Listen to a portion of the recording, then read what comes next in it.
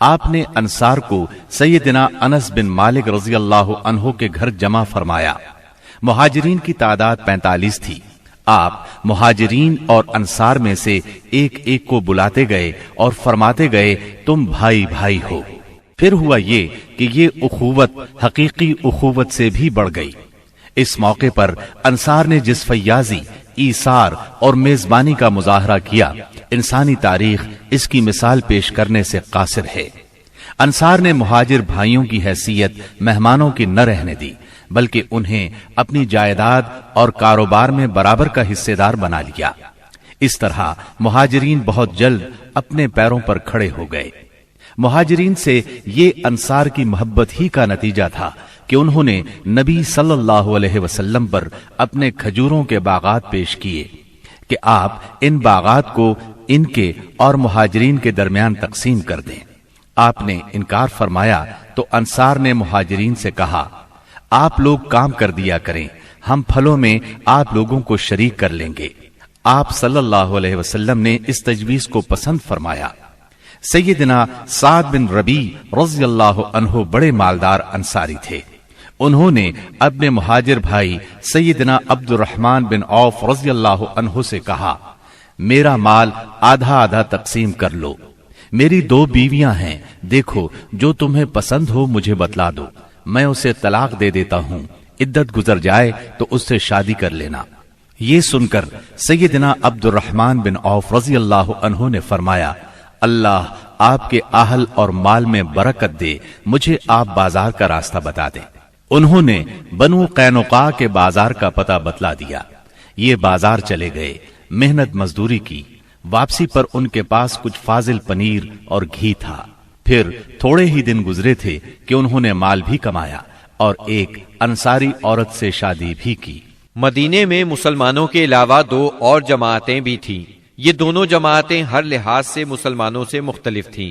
ان کا عقیدہ، دین، مصلحتیں، ضروریات، جذبات اور احساسات بالکل مسلمانوں کے خلاف تھے، اور یہ دونوں جماعتیں تھیں مشرکین اور یہود کی۔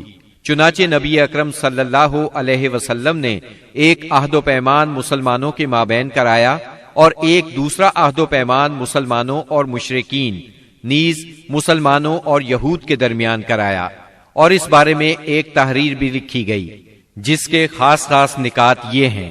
نمبر 1، قریش اور یثرب کے مومنین و مسلمین اور ان کے ماتحت ہو کر ان کے ساتھ ملنے والے اور جہاد کرنے والے بقیہ لوگوں سے الگ ایک امت ہیں۔ نمبر 2، ان کی دیت کی ادائیگی اور قیدی کی رہائی اہل ایمان کے درمیان سابق دستور کے مطابق ہوگی، اور یہ فدیے اور دیت میں اہل ایمان کی مدد کریں گے۔ نمبر 3، یہ لوگ مفسد، ظالم اور باغی کے خلاف ایک ہاتھ ہو کر اٹھیں گے، چاہے وہ ان کی اپنی اولاد ہی کیوں نہ ہو۔ نمبر 4، کوئی مومن کسی مومن کو کافر کے بدلے قتل نہیں کرے گا اور نہ کسی مومن کے خلاف کسی کافر کی مدد کرے گا۔ نمبر 5، اللہ کا ذمہ ایک ہے، لہذا ایک معمولی آدمی کا دیا ہوا ذمہ بھی سارے مسلمانوں پر لاگو ہوگا۔ نمبر 6، جو یہود مسلمانوں کے پیروکار ہو جائیں ان کی مدد کی جائے گی اور وہ دوسرے مسلمانوں کی طرح ہوں گے۔ نمبر 7، مسلمانوں کی صلح ایک ہوگی۔ نمبر 8، جو کسی مومن کو قصدن قتل کر دے اس سے قصاص لیا جائے گا، سوائے اس صورت کے کہ مقتول کے ولی راضی ہو جائیں، اور اہل ایمان پر ضروری ہے کہ سب قاتل کے خلاف اٹھ کھڑے ہوں۔ نمبر 9، کسی مومن کے لیے حلال نہیں کہ کسی ہنگامہ برپا کرنے والے یا بدعتی کی مدد کرے یا اسے ٹھکانہ مہیا کرے۔ نمبر 10، ان کے درمیان کسی بات میں اختلاف ہو تو اسے اللہ اور اس کے رسول کی طرف لوٹایا جائے گا۔ اس عہد و پیمان کے علاوہ نبی اکرم صلی اللہ علیہ وسلم نے مختلف اوقات اور موقعوں پر مسلمانوں سے اسلامی اخوت کا حق بھی بیان فرمایا۔ انہیں آپس میں تعاون، مدد، اتحاد و یگانگت، غم گساری اور خبر گیری کی ترغیب دی، یہاں تک کہ یہ اخوت تاریخ کی انتہائی بلندیوں تک پہنچ گئی۔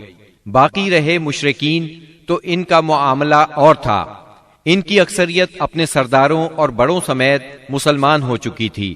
اور ان میں اتنی سخت نہیں تھی کہ مسلمانوں کے مقابلے میں کھڑے ہو سکیں، لہٰذا ان سے نبی اکرم صلی اللہ علیہ وسلم نے یہ عہد لیا کہ کوئی مشرک قریش کی جان و مال کو پناہ نہیں دے گا اور نہ کسی مومن کے آگے اس کی حفاظت کے لیے رکاوٹ بنے گا۔ اس عہد کے بعد ان کی طرف سے کوئی اندیشہ نہ رہا۔ باقی رہے یہود، تو ان کے ساتھ نبی اکرم صلی اللہ علیہ وسلم نے جو معاہدہ کیا اس کے خاص نکات یہ ہیں۔ نمبر 1، یہود مسلمانوں کے ساتھ ایک امت ہوں گے، ان کے لیے ان کا دین اور مسلمانوں کے لیے مسلمانوں کا دین ہوگا، ان کے ذمے ان کا خرچ ہوگا اور مسلمانوں کے ذمے مسلمانوں کا خرچ ہوگا۔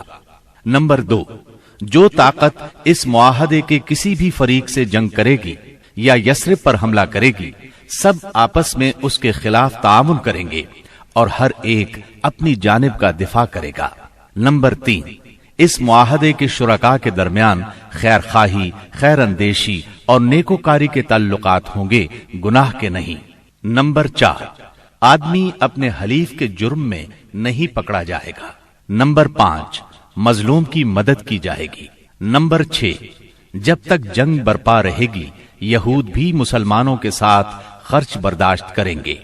نمبر 7، اس معاہدے کے شرکاء پر یثرب میں ہنگامہ آرائی اور کشت و خون حرام ہوگا۔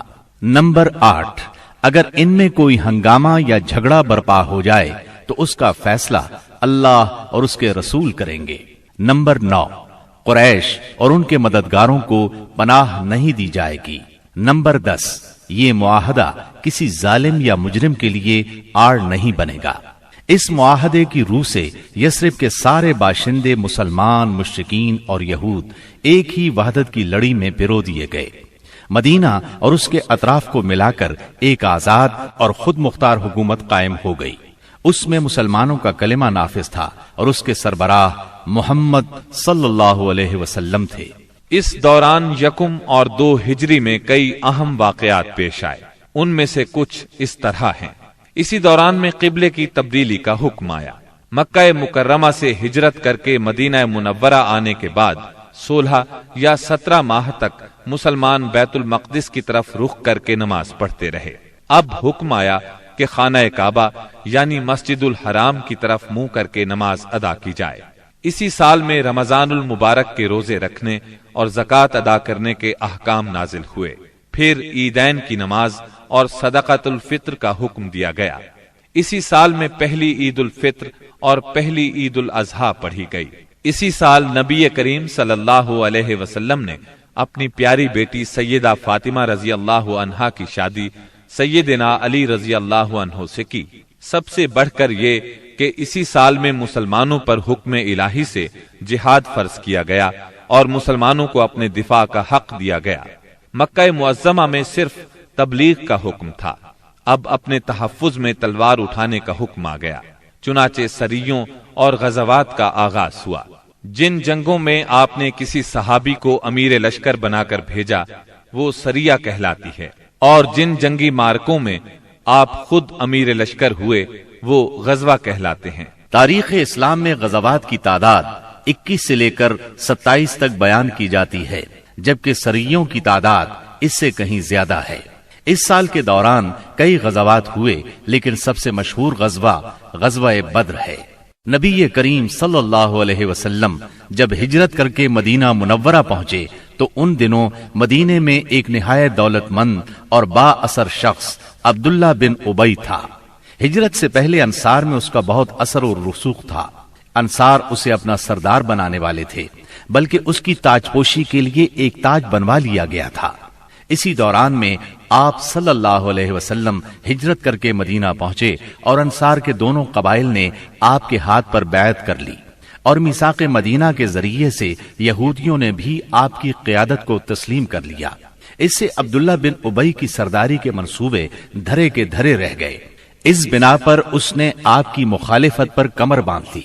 ادھر مشرکین مکہ جو اسلام، مسلمانوں اور رسول اللہ صلی اللہ علیہ وسلم کی دشمنی میں جل بھن رہے تھے، انہوں نے عبداللہ بن ابی کو ایک دھمکی آمیز خط تحریر کیا۔ اس خط میں انہوں نے 2 ٹوک الفاظ میں لکھا: آپ لوگوں نے ہمارے صاحب کو پناہ دے رکھی ہے، اس لیے ہم اللہ کی قسم کھا کر کہتے ہیں یا تو آپ لوگ اس سے لڑائی کریں یا اسے نکال دیں، یا پھر ہم اپنی پوری جمعیت کے ساتھ آپ لوگوں پر چڑھائی کر کے آپ کے سارے جنگجوؤں کو قتل کر دیں گے اور آپ کی عورتوں کی حرمت پامال کر دیں گے۔ جب یہ خط عبداللہ بن ابی اور اس کے ساتھیوں کو ملا تو وہ رسول اللہ صلی اللہ علیہ وسلم سے جنگ کے لیے تیار ہو گئے۔ نبی اکرم صلی اللہ علیہ وسلم کو اس کی خبر ہوئی تو آپ ان کے پاس تشریف لے گئے اور فرمایا، قریش کی دھمکی تم لوگوں پر بہت گہرا اثر کر گئی ہے۔ تم خود اپنے آپ کو جتنا نقصان پہنچا دینا چاہتے ہو، قریش تمہیں اس سے زیادہ نقصان نہیں پہنچا سکتے۔ تم اپنے بیٹوں اور بھائیوں سے خود ہی لڑنا چاہتے ہو۔ نبی اکرم صلی اللہ علیہ وسلم کی یہ بات سن کر لوگ بکھر گئے۔ اس وقت تو عبداللہ بن ابی جنگ کے ارادے سے باز آ گیا، کیونکہ اس کے ساتھی ڈھیلے پڑ گئے تھے یا بات ان کی سمجھ میں آ گئی تھی، لیکن حقیقت میں قریش کے ساتھ اس کے تعلقات خفیہ طور پر قائم رہے، کیونکہ مسلمانوں اور مشرکین کے درمیان شر اور فساد کا کوئی موقع وہ ہاتھ سے جانے نہیں دینا چاہتا تھا۔ پھر اس نے اپنے ساتھ یہود کو بھی ملا رکھا تھا تاکہ اس معاملے میں ان سے بھی مدد حاصل کرے، لیکن وہ تو نبی صلی اللہ علیہ وسلم کی حکمت تھی جو رہ رہ کر شر و فساد کی آگ کو بجھا دیتی تھی۔ مسلمانوں کی ہجرت اور مدینے میں ان کی کامیابی سے کفار مکہ بہت تل ملا رہے تھے اور مدینے پر چڑھائی کے بہانے ڈھونڈ رہے تھے۔ رسول اللہ صلی اللہ علیہ وسلم کے بڑھتے ہوئے اقتدار اور اسلام کی اشاعت نے مکہ میں ابو جہل اور ابو سفیان کو سخت بے چین کر دیا تھا۔ یہی کیفیت مدینے میں عبداللہ بن ابی کی تھی۔ اس نے قریش کے حوصلے بڑھائے اور انہیں یقین دہانی کرائی کہ اگر تم نے مدینے پر دھاوا بولا تو یہودی تمہارا ساتھ دیں گے۔ مسلمان جب سے مدینہ آئے تھے خطرات بڑھتے جا رہے تھے اور ان کے سروں پر منڈلا رہے تھے۔ یہی وجہ تھی کہ مسلمانوں نے راتوں کو جاگ جاگ کر مدینے کا پہرا دیا۔ ادھر قریش نے مدینے کو تباہ و برباد کرنے کا ارادہ کر لیا۔ اس غرض کے لیے انہوں نے کئی قبائل کو اپنا ہم نوا بنا لیا۔ چنانچہ جب نبی صلی اللہ علیہ وسلم کو خبر ہوئی تو آپ نے دو تدابیر اختیار کی۔ پہلی یہ کہ قریش کی شامی تجارت بند کر دی جائے تاکہ وہ مجبور ہو کر مدینے پر حملہ آور ہونے کا ارادہ ترک کر دیں۔ دوسرے یہ کہ مدینے کے آس پاس کے قبیلوں سے امن و امان کا معاہدہ کیا جائے تاکہ قریش جنگ مسلط کریں تو انہیں غیر جانبدار رکھا جا سکے۔ جب اللہ تعالی کی طرف سے جہاد اور قتال کی اجازت دی گئی تو رسول اللہ صلی اللہ علیہ وسلم نے کئی ایک سرایہ بھیجے اور غزوات میں حصہ لیا۔ ان کی مختصر تفصیل کچھ یوں ہے۔ اس سلسلے میں پہلا سریہ جو رسول اللہ صلی اللہ علیہ وسلم نے بھیجا وہ سریہ سیف البحر کہلاتا ہے۔ اسے آپ نے رمضان یکم ہجری بمطابق مارچ 623 عیسوی میں بھیجا اور اپنے چچا سیدنا حمزہ بن عبد المطلب رضی اللہ عنہ کو اس سریے کا امیر بنایا اور 30 مہاجرین کو ان کے زیر کمان شام سے آنے والے ایک قریشی قافلے کا پتہ لگانے کے لیے روانہ فرمایا۔ اس قافلے میں 300 آدمی تھے جن میں ابو جہل بھی تھا۔ مسلمان ایس کے اطراف میں ساحل سمندر کے پاس پہنچے تو قافلے کا سامنا ہو گیا اور دونوں فریق جنگ کے لیے صف آرا ہو گئے۔ قریب تھا کہ جنگ ہو جاتی لیکن قبیلہ جوہینہ کے سردار نے بیچ بچاؤ کرا دیا۔ دونوں فریق واپس چلے گئے۔ یہ اسلامی تاریخ کا پہلا سریہ اور پہلا فوجی عمل تھا۔ اس کا جھنڈا سفید تھا اور یہ اسلامی تاریخ کا پہلا جھنڈا تھا۔ اس کے علم بردار سیدنا ابو مرصد کناز بن حسین غنوی رضی اللہ عنہ تھے۔ اس کے بعد پے در پے سریے روانہ کیے گئے۔ چنانچہ شوال یکم ہجری میں سیدنا عبیدہ بن حارث رضی اللہ عنہ کو 60 مہاجرین کے ساتھ بطن رابغ کی وادی میں بھیجا گیا۔ وہاں ابو سفیان سے سامنا ہوا جو 200 آدمیوں کے ساتھ تھا۔ دونوں طرف سے تیر چلے لیکن جنگ نہ ہوئی۔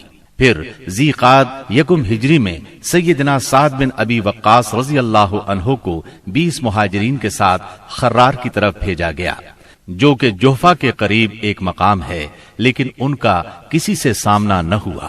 اس کے بعد سفر 2 ہجری میں 70 مہاجرین کے ساتھ رسول اللہ صلی اللہ علیہ وسلم خود نکلے اور ابوا یا ودان تشریف لے گئے۔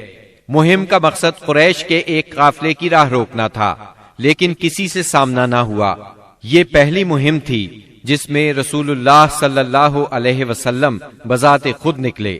اس کے بعد ربیع الاول 2 ہجری میں رسول اللہ صلی اللہ علیہ وسلم 200 صحابہ کے ساتھ روانہ ہوئے۔ مقصود قریش کا قافلہ تھا، جس میں امیہ بن خلف سمیت قریش کے 100 آدمی اور 2500 اونٹ تھے۔ آپ رضوہ کے اطراف میں مقام بوات تک تشریف لے گئے، لیکن کسی سے سامنا نہ ہوا۔ اسی مہینے میں قرز بن جابر فہری نے مشرکین کی ایک مختصر سی فوج کے ساتھ مدینہ کی چراگاہ پر چھاپا مارا اور کچھ مویشی ہانک کر لے گیا۔ رسول اللہ صلی اللہ علیہ وسلم نے 70 صحابہ کے ہمراہ اس کا تعاقب کیا اور بدر کے اطراف میں واقع وادی صفوان تک تشریف لے گئے، لیکن قرز نکل بھاگا۔ اسی واقعے کو بعض لوگ غزوہ بدر اولا بھی کہتے ہیں۔ اس کے بعد آپ جمادی الاولی یا جمادی الاخری 2 ہجری میں 150 یا 200 مہاجرین کے ساتھ ذوالعشیرہ تک تشریف لے گئے۔ مقصود قریش کے ایک قافلے کو روکنا تھا جو ملک شام جا رہا تھا، لیکن آپ کے پہنچنے سے پہلے وہ جا چکا تھا۔ اس سفر میں آپ نے بنو مدلج اور ان کے حلیف بنو زمرہ سے جنگ نہ کرنے کا معاہدہ کیا۔ پھر رجب 2 ہجری میں نبی اکرم صلی اللہ علیہ وسلم نے سیدنا عبداللہ بن جہش اسدی رضی اللہ عنہ کو 12 مہاجرین کے ساتھ مکہ اور طائف کے درمیان ایک مقام نخلہ کی طرف روانہ کیا۔ مقصد یہ تھا کہ وہ قریش کے ایک قافلے کی خبر لائیں، مگر ان لوگوں نے قافلے پر حملہ کر کے عمرو بن حضرمی کو قتل اور عبداللہ بن مغیرہ کے بیٹے عثمان اور مغیرہ کے غلام حکیم بن کیسان کو قید کر لیا اور قافلے کو ہانک لائے۔ ان کے ایسا کرنے پر آپ ان سے ناراض ہوئے، چنانچہ قیدیوں کو چھوڑ دیا گیا اور مقتول کا خون بہا ادا کیا گیا۔ یہ واقعہ رجب کی آخری تاریخ کو پیش آیا تھا، اس لیے مشرکین نے شور مچایا کہ مسلمانوں نے حرام مہینے کی حرمت پامال کر ڈالی۔ اس پر سورہ بقرہ کی آیت 217 نازل۔ لوگ آپ سے حرام مہینے میں لڑائی کے بارے میں پوچھتے ہیں، آپ کہہ دیجئے اس میں جنگ کرنا بڑا گناہ ہے، اور اللہ کی راہ سے روکنا اور اس کے ساتھ کفر کرنا، مسجد حرام سے روکنا اور اس کے باشندوں کو وہاں سے نکالنا، یہ سب اللہ کے نزدیک اور زیادہ بڑا جرم ہے اور فتنہ قتل سے بڑھ کر ہے۔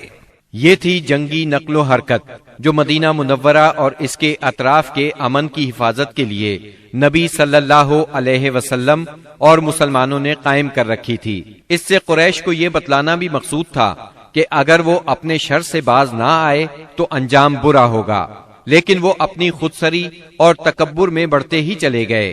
چنانچہ بدر کے میدان میں انہوں نے اس کی سزا پا لی اور جزا بہرحال گھاٹے ہی کی تھی۔ 17 رمضان 2 ہجری کو غزوہ بدر ہوا۔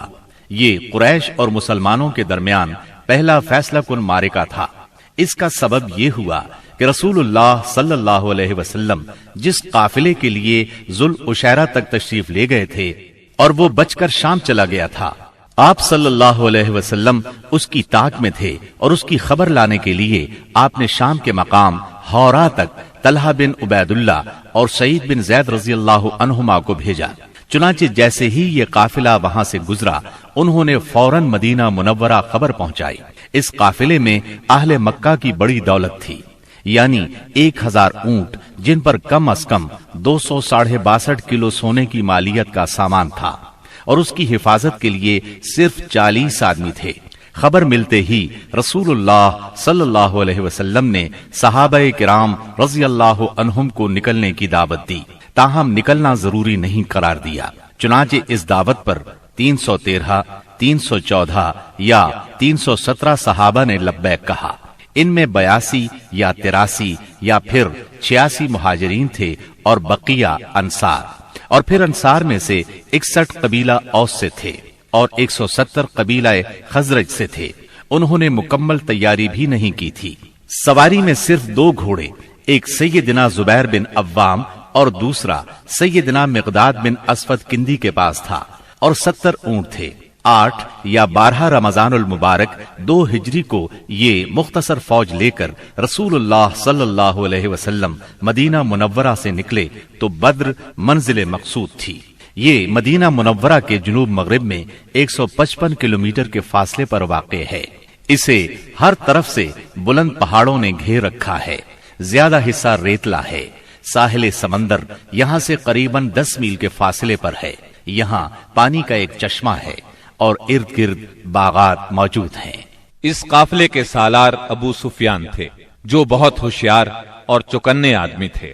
ہر آنے جانے والے سے مسلمانوں کی نقل و حرکت کے بارے میں معلوم کرتے رہتے تھے۔ ابھی وہ بدر سے کافی دور تھے کہ انہیں مسلمانوں کے نکلنے کا علم ہو گیا۔ چنانچہ انہوں نے فوراً قافلے کا رخ مغرب کی طرف پھیر کر ساحل کا راستہ پکڑ لیا اور بدر کا راستہ مکمل طور پر چھوڑ دیا۔ ساتھ ہی زمزم بن عمرو غفاری کو اجرت دے کر مکہ بھیجا کہ جس قدر جلد ممکن ہو انہیں مسلمانوں کے نکلنے کی اطلاع دے دیں۔ اس نے خبر پہنچائی تو اہل مکہ نہایت تیزی سے تیار ہوئے اور سب کے سب نکلے۔ ابو لہب کے سوا بڑوں میں سے کوئی پیچھے نہ رہا۔ آس پاس کے قبائل کے لوگ بھی ساتھ لے لیے۔ جب یہ لشکر مقام جحفہ پر پہنچا تو ابو سفیان کا پیغام ملا۔ اس میں اس نے اپنے بچ نکلنے کی اطلاع دی تھی اور یہ مطالبہ کیا تھا کہ مکہ واپس پلٹ جائیں۔ چنانچہ لوگوں نے واپسی کا ارادہ کر لیا، مگر ابو جہل نے اپنے تکبر اور اکڑ کی وجہ سے واپس جانے سے انکار کر دیا۔ قریش کی فوج میں 1000 آدمی تھے، جن کے پاس 100 گھوڑے اور 600 زرہیں تھی اور اونٹ کثرت سے تھے۔ ایک طرف انہیں اپنی کثرت پر ناز اور ساز و سامان پر فخر تھا، تو دوسری طرف نبی کریم صلی اللہ علیہ وسلم عز و انکسار سے اللہ کی بارگاہ میں ہاتھ پھیلائے دعا کر رہے تھے۔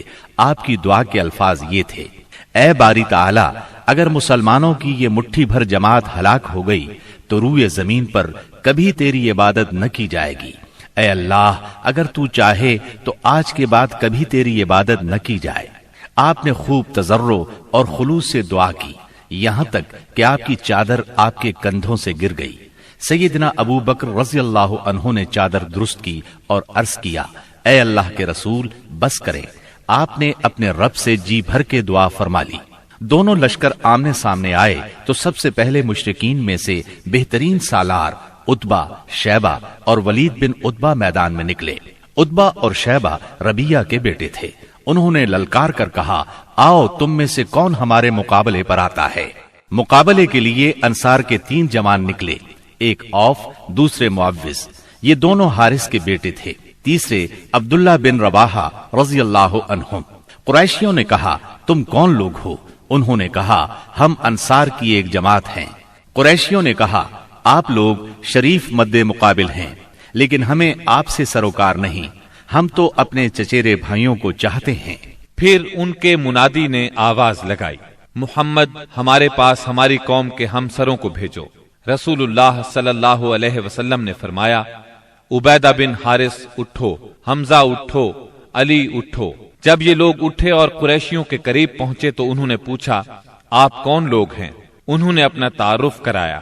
قریشیوں نے کہا: آپ لوگ شریف مد مقابل ہیں۔ اس کے بعد مارکا آرائی ہوئی۔ سیدنا عبیدہ بن حارث نے عتبہ بن ربیہ سے مقابلہ کیا، سیدنا حمزہ نے شیبہ سے اور سیدنا علی نے ولید سے۔ سیدنا حمزہ اور سیدنا علی نے اپنے اپنے مد مقابل کو جھٹ مار لیا، لیکن عبیدہ بن حارث اور ان کے مد مقابل کے درمیان ایک ایک وار کا تبادلہ ہوا اور دونوں میں سے ہر ایک نے دوسرے کو گہرا زخم لگایا۔ اتنے میں سیدنا علی اور سیدنا حمزہ اپنے اپنے شکار سے فارغ ہو کر آ گئے۔ آتے ہی عتبہ پر ٹوٹ پڑے، اس کا کام تمام کیا اور سیدنا عبیدہ کو اٹھا لائے۔ ان کا پاؤں کٹ گیا تھا اور آواز بند ہو گئی تھی، جو مسلسل بند ہی رہی، یہاں تک کہ جنگ کے 4 یا 5ویں دن جب مسلمان مدینے سے واپس ہوتے ہوئے وادی صفرا سے گزر رہے تھے، ان کا انتقال ہو گیا۔ مبارزت کا نتیجہ مشرکین کے لیے برا ثابت ہوا، چنانچہ وہ غصے سے بے قابو ہو کر مسلمانوں کی صفوں میں تندی کے ساتھ ٹوٹ پڑے، گھمسان کا رن پڑا اور کشتوں کے پشتے لگ گئے۔ اس سے مشرکین کی صفوں میں اضطراب کی لہر دوڑ گئی۔ طاغوت اکبر ابو جہل ملعون نے اپنی صفوں میں اضطراب کی ابتدائی لہر دیکھی تو چاہا کہ اس سیلاب کے سامنے ڈٹ جائے، چنانچہ وہ اپنے لشکر کو للکارتا ہوا تکبر کے ساتھ کہنے لگا: لات و عزا کی قسم، ہم اس وقت تک واپس نہیں ہوں گے جب تک انہیں رسیوں میں نہ جکڑ لیں۔ دیکھو تمہارا کوئی آدمی ان کے کسی آدمی کو قتل نہ کرے، بلکہ انہیں پکڑو اور گرفتار کرو تاکہ ہم ان کو اس حرکت کا مزہ چکھائیں۔ لیکن اسے اس غرور کی حقیقت کا بہت جلد پتہ لگ گیا، کیونکہ چند ہی لمحے بعد مسلمانوں کے حملے کی تندی کے سامنے مشرکین کی صفیں پھٹنا شروع ہو گئیں۔ البتہ ابو جہل اب بھی اپنے گرد مشرکین کا ایک غول لیے جمع ہوا تھا۔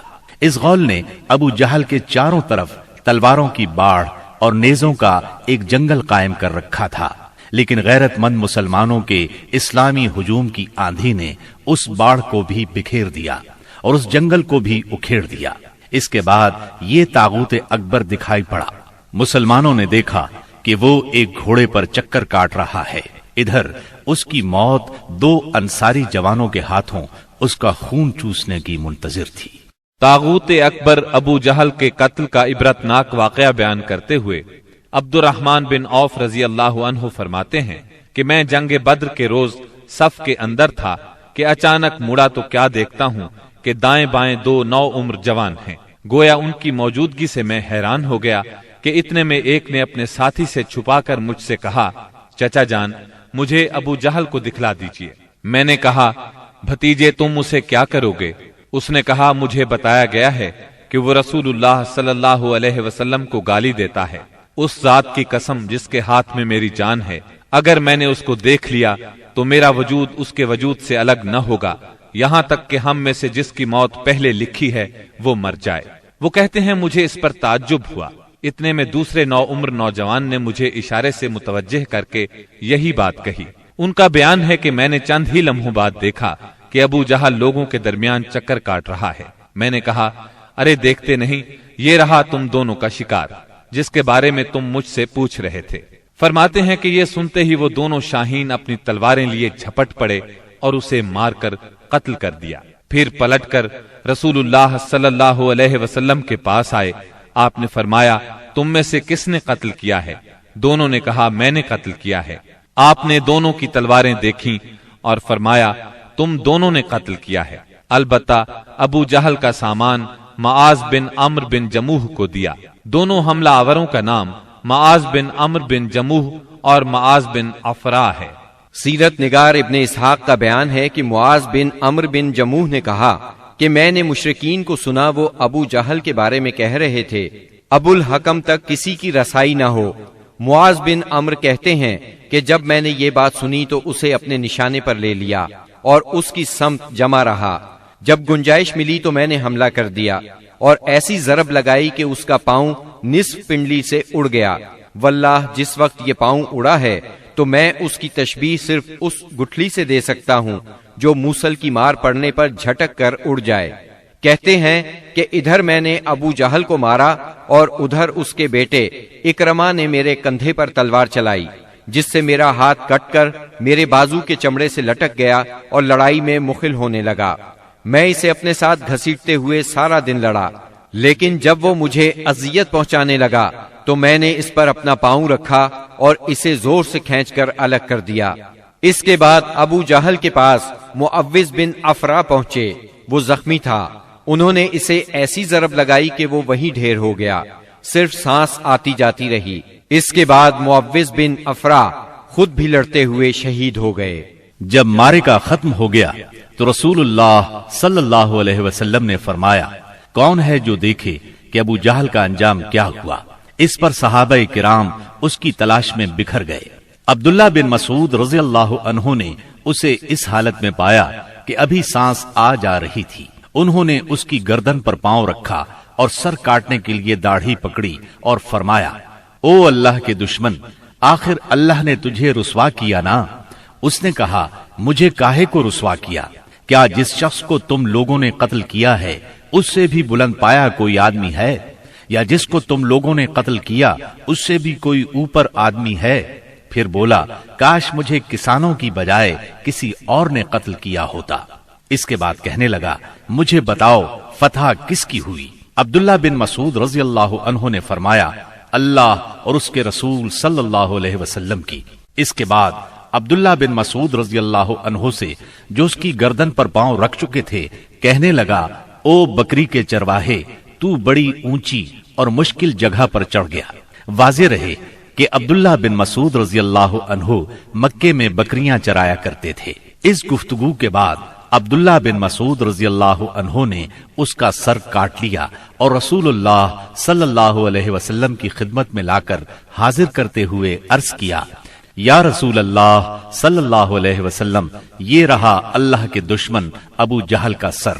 آپ نے 3 بار فرمایا، واقعی اس اللہ کی قسم جس کے سوا کوئی معبود نہیں۔ اس کے بعد فرمایا، اللہ اکبر، الحمد للہ الذی صدق وعدہ ونصر عبدہ وہزم الاحزاب وحدہ۔ اللہ اکبر، تمام حمد اللہ کے لیے ہے جس نے اپنا وعدہ سچ کر دکھایا، اپنے بندے کی مدد فرمائی اور تنہا سارے گروہوں کو شکست دی۔ پھر فرمایا، چلو مجھے اس کی لاش دکھاؤ۔ جب آپ صلی اللہ علیہ وسلم کو لاش دکھائی گئی تو آپ نے فرمایا، یہ اس امت کا فرعون ہے۔ معاذ بن عمرو اور معوذ بن افرا کے ایمان افروز کارناموں کا ذکر ہو چکا ہے۔ حقیقت یہ ہے کہ اس معرکے میں قدم قدم پر ایمان کے ایسے تابناک نقوش پیش آئے جن میں عقیدت کی قوت اور اصول کی پختگی نمایاں اور جلوہ گر تھی۔ اس معرکے میں باپ اور بیٹے میں، بھائی اور بھائی میں صف آرائی ہوئی، اصولوں کے اختلاف پر تلواریں بے نیام ہوئیں اور مظلوم و مقہور نے ظالم و قاہر سے ٹکرا کر اپنے غصے کی آگ بجھائی۔ ابن عباس رضی اللہ عنہ سے روایت ہے کہ نبی صلی اللہ علیہ وسلم نے صحابہ کرام سے فرمایا، مجھے معلوم ہے کہ بنو ہاشم وغیرہ کے کچھ لوگ زبردستی میدان جنگ میں لائے گئے ہیں، انہیں ہماری جنگ سے کوئی سروکار نہیں ہے، لہٰذا بنو ہاشم کا کوئی آدمی کسی کی زد میں آ جائے تو وہ قتل نہ کرے، اور ابو البختری بن ہشام کسی کی زد میں آ جائے تو وہ اسے قتل نہ کرے، اور عباس بن عبد المطلب کسی کی زد میں آ جائے تو وہ بھی انہیں قتل نہ کرے، کیونکہ وہ بالجبر لائے گئے ہیں۔ اس پر عتبہ کے صاحبزادے ابو حذیفہ رضی اللہ عنہ نے کہا، کیا ہم اپنے باپ بیٹوں، بھائیوں اور کنبے قبیلے کے لوگوں کو قتل کریں گے اور عباس کو چھوڑ دیں گے؟ اللہ کی قسم، اگر اس سے میری مٹ بھیڑ ہو گئی تو میں اسے تلوار کی لگام پہنا دوں گا۔ یہ خبر رسول اللہ صلی اللہ علیہ وسلم کو پہنچی تو آپ نے عمر بن خطاب رضی اللہ عنہ سے فرمایا، کیا رسول اللہ صلی اللہ علیہ وسلم کے چچا کے چہرے پر تلوار ماری جائے گی؟ عمر رضی اللہ عنہ نے کہا، یا رسول اللہ، مجھے چھوڑیے، میں تلوار سے اس شخص کی گردن اڑا دوں، کیونکہ اللہ کی قسم یہ شخص منافق ہو گیا ہے۔ بعد میں ابو حذیفہ رضی اللہ عنہ کہا کرتے تھے، اس دن میں نے جو بات کہہ دی تھی اس کی وجہ سے مجھے برابر خوف لگا رہتا ہے، صرف یہی صورت ہے کہ میری شہادت اس کا کفارہ بن جائے، اور بالآخر وہ یمامہ کی جنگ میں شہید ہو ہی گئے۔ ابو البختری کو قتل کرنے سے اس لیے منع کیا گیا تھا کہ مکے میں یہ شخص سب سے زیادہ رسول اللہ صلی اللہ علیہ وسلم کی ایذا رسانی سے اپنا ہاتھ روکے ہوئے تھا، آپ کو کسی قسم کی تکلیف نہ پہنچاتا تھا اور نہ اس کی طرف سے کوئی ناگوار بات سننے میں آتی تھی، اور یہ ان لوگوں میں سے تھا جنہوں نے بنی ہاشم اور بنی مطلب کے بائیکاٹ کا صحیفہ چاک کیا تھا۔ لیکن ان سب کے باوجود ابو البختری کو قتل کر دیا گیا۔ ہوا یہ کہ مجزر بن زیاد سے اس کی مد بھیڑ ہو گئی، اس کے ساتھ اس کا ایک اور ساتھی بھی تھا، دونوں ساتھ ساتھ لڑ رہے تھے۔ مجزر نے کہا، ابو البختری، رسول اللہ صلی اللہ علیہ وسلم نے ہمیں آپ کو قتل کرنے سے منع کیا ہے۔ اس نے کہا، اور میرا ساتھی؟ مجزر نے کہا، نہیں واللہ ہم آپ کے ساتھی کو نہیں چھوڑ سکتے۔ اس نے کہا، اللہ کی قسم، تب میں اور وہ دونوں مریں گے۔ اس کے بعد دونوں نے لڑائی شروع کر دی، مجزر نے مجبوراً اسے بھی قتل کر دیا۔ مکے کے اندر جاہلیت کے زمانے سے عبد الرحمن بن عوف رضی اللہ عنہ اور امیہ بن خلف میں باہم دوستی تھی۔ جنگ بدر کے روز امیہ اپنے لڑکے علی کا ہاتھ پکڑے کھڑا تھا کہ اتنے میں ادھر سے عبد الرحمن بن عوف کا گزر ہوا۔ وہ دشمن سے کچھ زرہیں چھین کر لادے لیے جا رہے تھے۔ امیہ نے انہیں دیکھ کر کہا، کیا تمہیں میری ضرورت ہے؟ میں تمہاری ان زرہوں سے بہتر ہوں، آج جیسا منظر تو میں نے دیکھا ہی نہیں۔ کیا تمہیں دودھ کی حاجت نہیں؟ مطلب یہ تھا کہ جو مجھے قید کرے گا میں اسے فدیے میں خوب ددھیل اونٹنیاں دوں گا۔ یہ سن کر عبد الرحمن بن عوف رضی اللہ عنہ نے زرہیں پھینک دی اور دونوں کو گرفتار کر کے آگے بڑھے۔ عبد الرحمن بن عوف رضی اللہ عنہ کہتے ہیں کہ میں امیہ اور اس کے بیٹے کے درمیان چل رہا تھا کہ امیہ نے پوچھا، آپ لوگوں میں کون سا آدمی تھا جو اپنے سینے پر شتر مرغ کا پر لگائے ہوئے تھا؟ میں نے کہا وہ حمزہ بن عبد المطلب رضی اللہ عنہ تھے۔ امیہ نے کہا یہی شخص ہے جس نے ہمارے اندر تباہی مچا رکھی تھی۔ سیدنا عبد الرحمن رضی اللہ عنہ کہتے ہیں کہ واللہ میں ان دونوں کو لیے جا رہا تھا کہ اچانک بلال رضی اللہ عنہ نے امیہ کو میرے ساتھ دیکھ لیا تو انہوں نے کہا او ہو کفار کا سرغنہ امیہ بن خلف، اب یا تو میں بچوں گا یا یہ بچے گا۔ میں نے کہا اے بلال رضی اللہ عنہ یہ میرا قیدی ہے۔ انہوں نے کہا اب یا تو میں رہوں گا یا یہ رہے گا۔ پھر نہایت بلند آواز سے پکارا اے اللہ کے مددگارو، یہ رہا کفار کا سرغنہ امیہ بن خلف، اب یا تو میں رہوں گا یا یہ رہے گا۔ عبد الرحمن بن عوف رضی اللہ عنہ کہتے ہیں کہ اتنے میں لوگوں نے ہمیں گھیرے میں لے لیا۔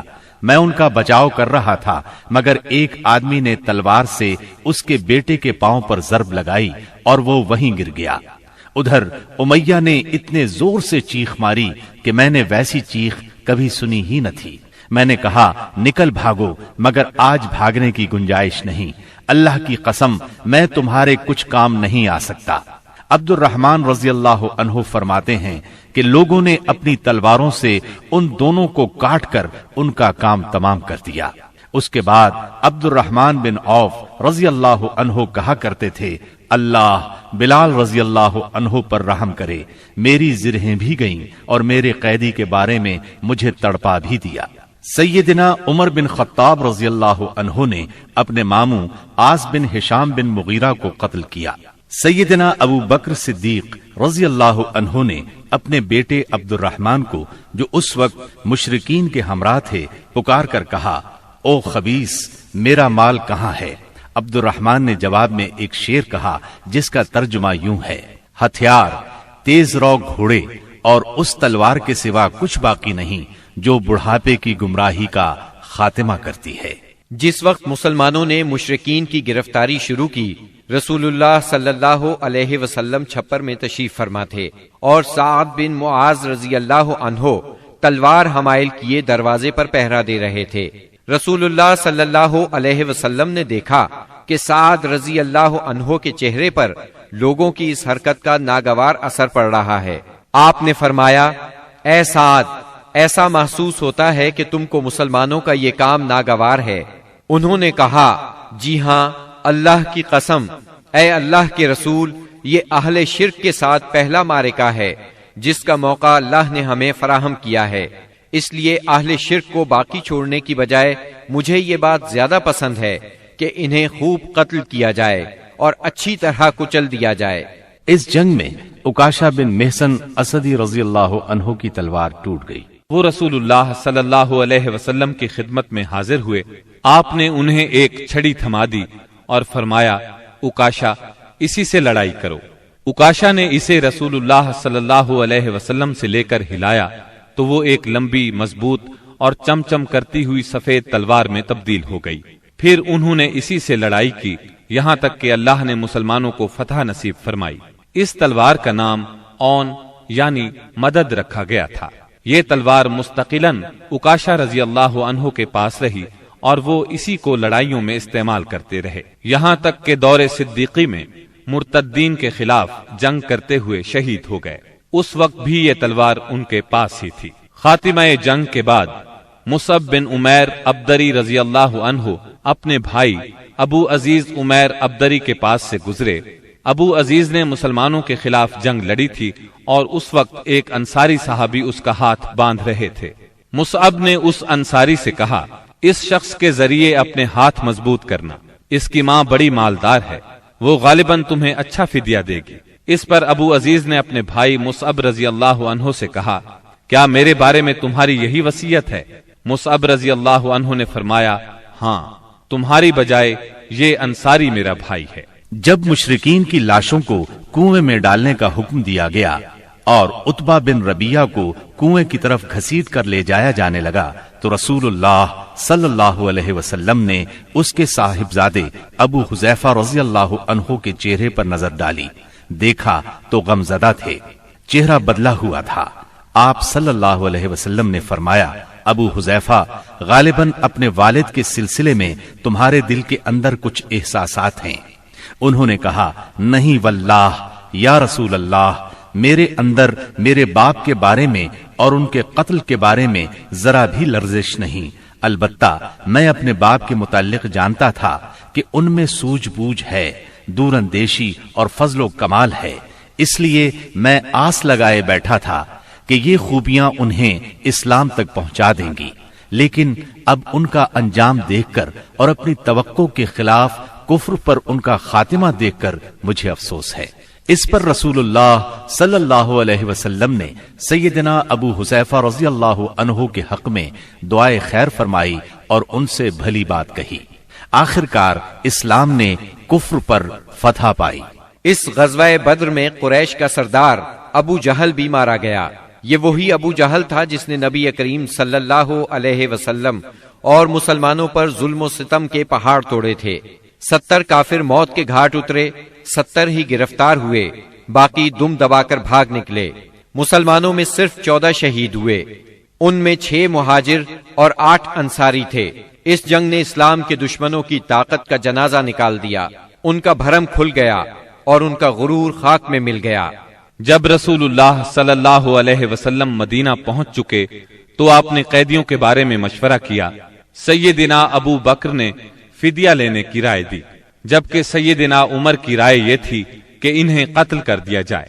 انہوں نے فرمایا، میرا قریبی میرے حوالے کریں اور میں اسے قتل کروں۔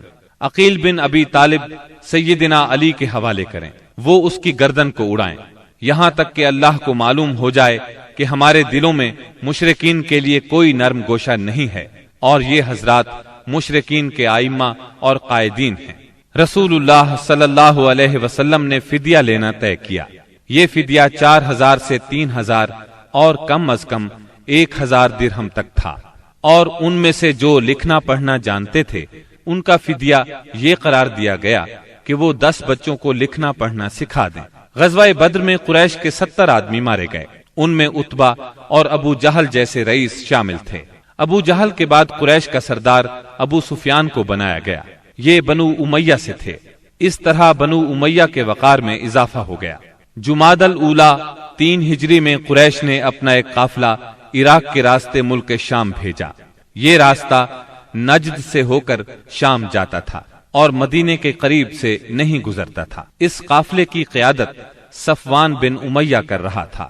رسول اللہ صلی اللہ علیہ وسلم کو اس کا علم ہو گیا۔ آپ نے سیدنا زید بن حارثہ رضی اللہ عنہ کی کمان میں 200 سواروں کا ایک دستہ بھیج دیا۔ قریش کا قافلہ نجد میں قردہ نامی ایک چشمے پر پڑاؤ ڈال رہا تھا کہ سیدنا زید رضی اللہ عنہ نے اس پر حملہ کر دیا۔ نتیجہ یہ ہوا کہ پورا قافلہ ان کے قبضے میں آ گیا، البتہ اس میں جتنے آدمی تھے سب نکل بھاگے۔ صرف قافلے کا رہنما فرات بن حیان گرفتار ہو سکا، اس نے اسلام قبول کر لیا۔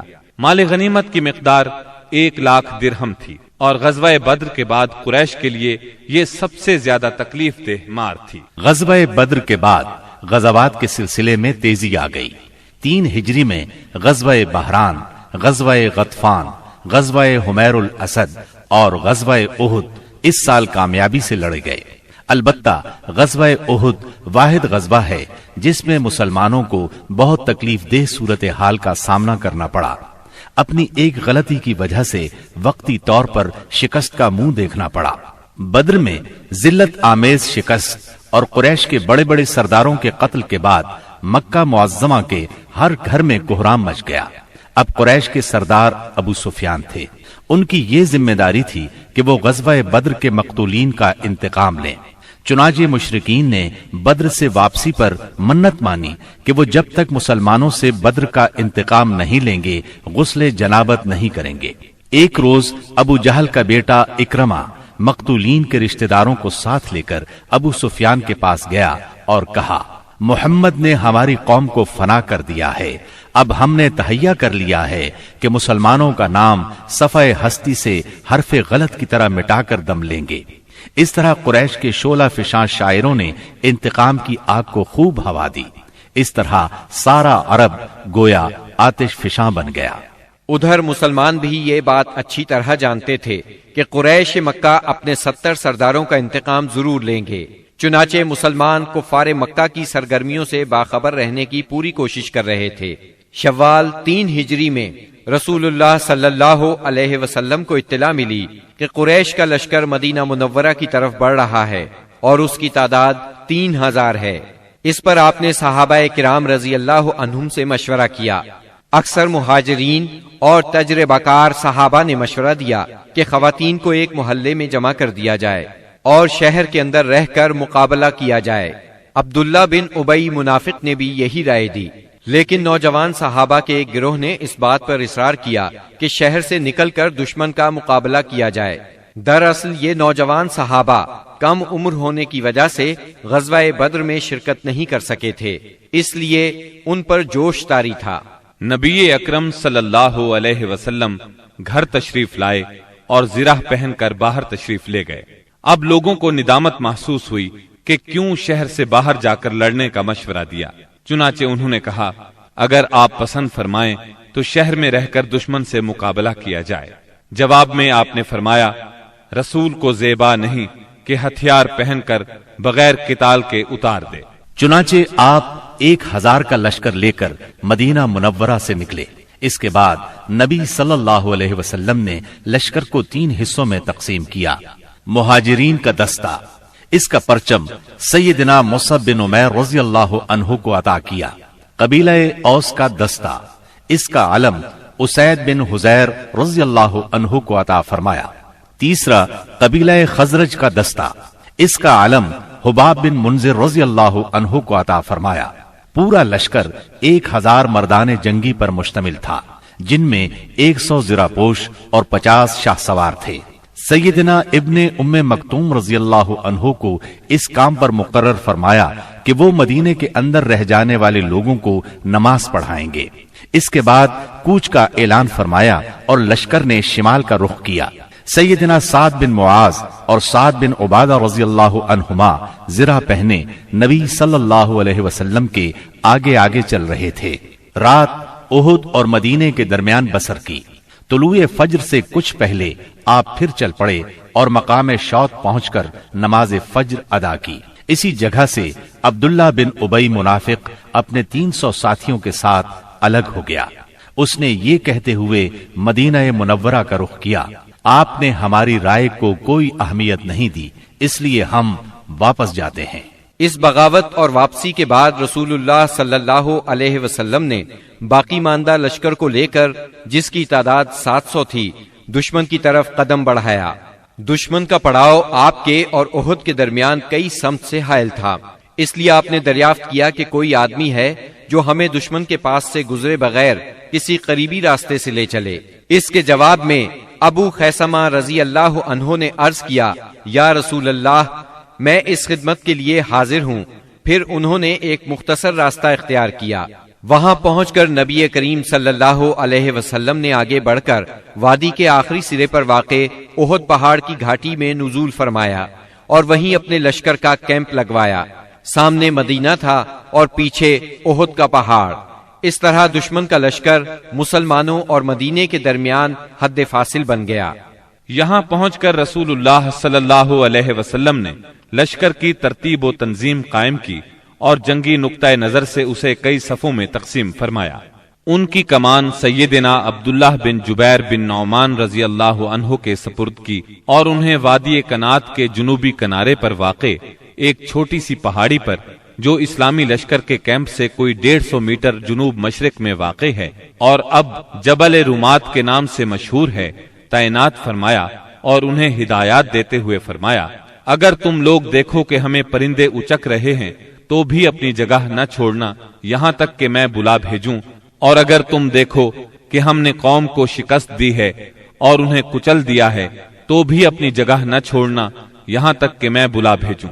باقی لشکر کی ترتیب یہ تھی، دائیں جانب والے لشکر پر سیدنا منذر بن عمرو مقرر تھے اور بائیں جانب والے لشکر پر زبیر بن عوام اور ان کا معاون سیدنا مقداد بن اسود کو بنایا گیا۔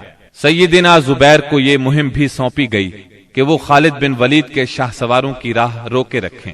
اس ترتیب کے علاوہ صف کے اگلے حصے میں ایسے ممتاز اور منتخب بہادر مسلمان رکھے گئے جن کی جانبازی و دلیری کا شہرہ تھا اور جنہیں ہزاروں کے برابر مانا جاتا تھا۔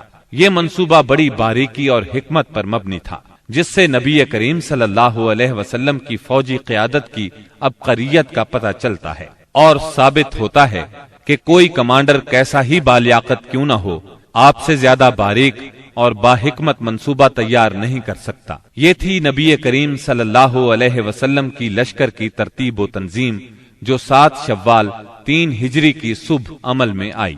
ادھر مشرکین نے بھی صف بندی ہی کے اصول پر اپنے لشکر کو منظم کیا تھا۔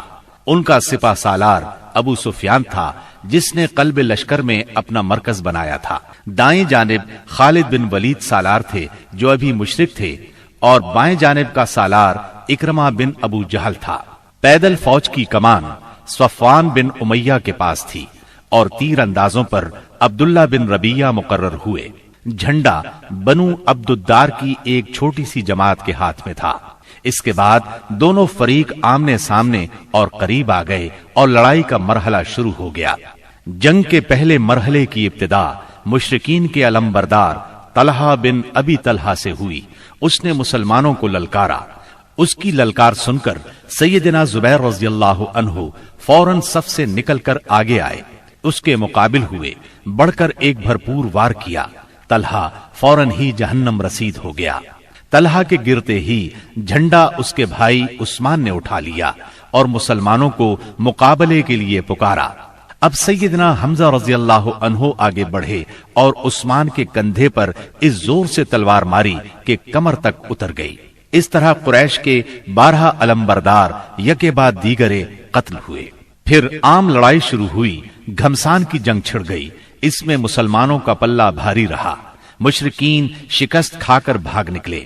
انہیں جوش دلانے والی عورتیں بھی بھاگ کھڑی ہوئیں۔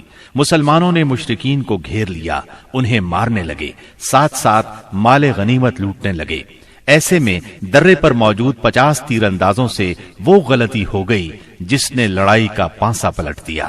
ہوا یوں کہ نبی اکرم صلی اللہ علیہ وسلم نے ان 50 تیر اندازوں کو یہ ہدایت فرمائی تھی کہ اس درے کو کسی حال میں نہ چھوڑنا، لیکن جب مسلمانوں کو کامیابی ہوئی، کافر بھاگنے لگے اور مسلمان انہیں مارنے کاٹنے کے ساتھ ساتھ مال غنیمت بھی لوٹنے لگے، تو انہوں نے بھی درہ چھوڑ دیا اور مال غنیمت لوٹنے کے لیے دوڑ پڑے۔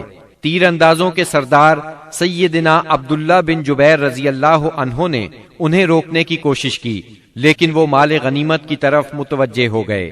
قریشی فوج میں خالد بن ولید موجود تھے۔ انہیں اللہ نے غضب کی جنگی مہارت عطا کی تھی۔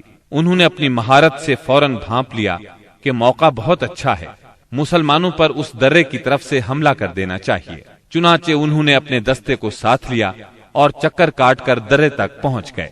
وہاں سیدنا عبداللہ بن جبیر رضی اللہ عنہ اور ان کے ساتھیوں کو شہید کر کے یہ لوگ پیچھے کی طرف سے مسلمانوں پر ٹوٹ پڑے۔ اس طرح مسلمان دونوں طرف سے گھیرے میں آ گئے۔ اس طرح 700 مسلمانوں کی فوج اچانک 3000 کے نرغے میں آ گئی۔ زبردست جنگ ہوئی، 70 صحابہ شہید ہو گئے، مسلمان منتشر ہو کر رہ گئے۔ اسلامی فوج کے علم بردار سیدنا مصعب بن عمیر رضی اللہ عنہ کی شکل و صورت رسول اللہ صلی اللہ علیہ وسلم سے بہت ملتی جلتی تھی۔ وہ شہید ہو گئے تو بعض لوگوں نے سمجھا رسول اللہ صلی اللہ علیہ وسلم شہید ہو گئے۔ اس خبر سے اسلامی فوج بد دل ہو گئی، ان میں سراسیمگی پھیل گئی، وہ مایوس ہو گئے۔ بڑے بڑے بہادروں کی طاقت جواب دے گئی۔ کچھ دیر بعد اتفاق سے کعب بن مالک رضی اللہ عنہ نے رسول اللہ صلی اللہ علیہ وسلم کو دیکھ لیا۔ وہ بلند آواز سے پکارے، مسلمانوں، رسول اللہ صلی اللہ علیہ وسلم زندہ ہے۔ مسلمان اس طرف لپکے اور آپ کو حلقے میں لے لیا۔ لڑائی کے دوران میں ایک پتھر آپ صلی اللہ علیہ وسلم کی پیشانی مبارک پر لگا۔ اس سے زرہ کی 2 کڑیاں آپ کی پیشانی میں دھس گئیں۔ ایک اور پتھر آ کر لگا، اس سے آپ کے 2 دانت شہید ہو گئے۔ मुसलमानों के फिर पलट आने पर आखिर काफिरों को भागते बनी। 70 मुसलमानों की लाशें खून और मिट्टी में लथपथ पड़ी थीं। कुफ्फार ने इंतकाम की आग को इस तरह ठंडा किया कि उनमें से अक्सर के नाक और कान काट लिए। आपके चचा सैयदना हमजा रज़ियल्लाहु अन्हु की नाश के भी नाक कान काट डाले गए। सरवर कायनात सल्लल्लाहु अलैहि वसल्लम ने चचा की लाश देखी तो आप दीदा हो गए, ताहम सब्र फरमाया। कुरैश मक्का के लिए दुआ फरमाई, ऐ अल्लाह मेरी कौम को हिदायत फरमा, क्योंकि वो मुझे नहीं जानते। इसके बाद आप मुसलमान जख्मियों और शहीदों की खबर लेने के लिए मैदान में तशरीफ लाए। बाज लोग उस वक्त तक बाज शुहदा को मदीने की तरफ ले चले थे। आपने उन्हें हुक्म दिया कि इन्हें इनकी शहादत गाहों में वापस लाया जाए और सारे शुहदा को गुस्ल और नमाज जनाजा के बगैर इनके कपड़ों ही में दफन किया जाए। आपने 2-2 और 3-3 शहीदों को एक ही कब्र में दफन किया और ऐसा भी हुआ कि 2 शहीदों को एक ही कपड़े में दफन किया गया। दरमियान में इस्खिर घास डाल दी गई। लहद में उस शख्स को आगे किया जिसे कुरान ज्यादा याद था। आपने फरमाया, मैं इन लोगों के बारे में क़यामत के दिन गवाही दूंगा। लोगों ने सैयदना हंजला बिन अबी आमिर रज़ियल्लाहु अन्हु की लाश इस हालत में पाई कि वो जमीन से ऊपर उठी हुई थी और उससे पानी टपक रहा था। रहमत दो आलम सल्लल्लाहु अलैहि वसल्लम ने फरमाया, फरिश्ते इन्हें गुस्ल दे रहे हैं। उनका वाकया ये है कि उनकी नई नई शादी हुई थी, बीवी के साथ ही थे कि जंग की दावत कानों में पड़ी। वो बीवी को छोड़कर सीधे मैदान जंग में आ गए, फिर हालत जनाबत ही में लड़ते हुए शहीद हो गए। चुनाचे फरिश्तों ने उन्हें गुस्ल दिया, इसलिए उन्हें गसीलुल मलाइका कहा जाता है। सैयदना हमजा रज़ियल्लाहु अन्हु को इतनी छोटी चादर में दफना दिया गया कि अगर सर ढांका जाता तो पांव खुल जाते थे और पांव ढांके जाते तो सर खुल जाता था। चुनाचे पांव पर इज़खिर घास डाल दी गई। यही सूरत हाल सैयदना मुसअब बिन उमैर रज़ियल्लाहु अन्हु के साथ पेश आई। शुहदा के दफन और उनके लिए दुआ के बाद नबी अकरम सल्लल्लाहु अलैहि वसल्लम और सहाबाए किराम मदीने की तरफ चले। रास्ते में कुछ औरतें मिली जिनके अजीज शहीद हुए थे। नबी सल्लल्लाहु अलैहि वसल्लम ने उन्हें तसल्ली दी और उनके लिए दुआ फरमाई। बनु दीनार की एक खातून आई जिनके शौहर, भाई और बाप शहीद हो गए थे।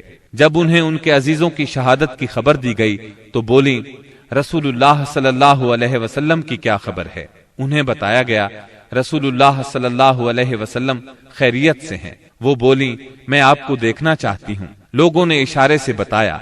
जब उनकी नजर आप पर पड़ी तो बोली, कुल्लु मुसीबतिन बअदका जललू, कि आपके बाद हर मुसीबत हेच है। मदीने पहुंचकर मुसलमानों ने हंगामी हालत में रात गुजारी। जिस्मों पर जख्म ही जख्म थे, थकन से बदन चूर चूर थे और गम व अलम की कैफियत तारी थी। इसके बावजूद वो मदीने का पहरा देते रहे और रसूलुल्लाह सल्लल्लाहु अलैहि वसल्लम की पहरेदारी करते रहे। उधर रसूलुल्लाह सल्लल्लाहु अलैहि वसल्लम ने महसूस किया कि दुश्मन की नक्लो हरकत पर नजर रखना जरूरी है, ताकि वो मदीने का रुख करें तो उनसे खुले मैदान ही में 2-2 हाथ कर लिए जाएं। चुनाचे सुबह हुई तो आपने ऐलान फरमाया, दुश्मन से मुकाबले के लिए चलना है और सिर्फ वही आदमी जा सकता है जो ओहद की लड़ाई में शरीक था। इस पर लोगों ने कहा, हमने बात सुनी और मानी। चुनाचे सब लोग मदीना मुनव्वरा से रवाना हुए। आपने 8 मील दूर हमराउल असद के मकाम पर पहुंचकर पड़ाव डाला। उधर मुशरिकीन ने मदीना मुनव्वरा से 36 मील दूर मकाम रौहा पर पड़ाव डाला और मदीने पर दोबारा चढ़ाई करने का मशवरा शुरू कर दिया। उन्हें अफसोस इस बात का था कि उन्होंने एक बेहतरीन मौका खो दिया। ऐसे में माबद बिन अबी माबद खुजाई आपकी खिदमत में हाजिर हुआ। ये आपके खैरखाहों में से था। हमराउल असद में आपके सामने पहुंचकर उसने ओहद के वाक़े पर ताज़ियत की। आपने उससे फरमाया, तुम जाकर अबू सुफियान से मिलो और उसकी हौसला शिकनी करो। माबद रौहा पहुंचा। उस वक्त तक मुशरिकीन मदीने की तरफ पलट पड़ने का फैसला कर चुके थे। माबद ने उन्हें बुरी तरह डराया। कहने लगा, मुहम्मद ऐसी जमीयत लेकर निकले हैं कि मैंने ऐसी मिसाल पहले नहीं देखी। वो सब लोग तुम्हारे खिलाफ गुस्से से भरे हुए हैं, भड़के हुए हैं। ان پر اس قدر جوش طاری ہے کہ میں نے ایسی مثال پہلے کبھی نہیں دیکھی۔ نیز میرا خیال ہے کہ تم کوچ کرنے سے پہلے پہلے اس لشکر کا ہراول دستہ اس ٹیلے کے پیچھے سے نمودار ہوتا ہوا دیکھ لو گے۔ اس کی باتیں سن کر مکی لشکر کے حوصلے پست ہو گئے، عزائم ڈھیلے پڑ گئے۔ چنانچہ ابو سفیان نے ایک قافلے کے ذریعے سے یہ پیغام بھیجا، لوگ تمہارے خلاف ہیں، ان سے ڈرو۔ یہ پیغام انہوں نے اس لیے بھیجا کہ مسلمان ان کی طرف نہ آئیں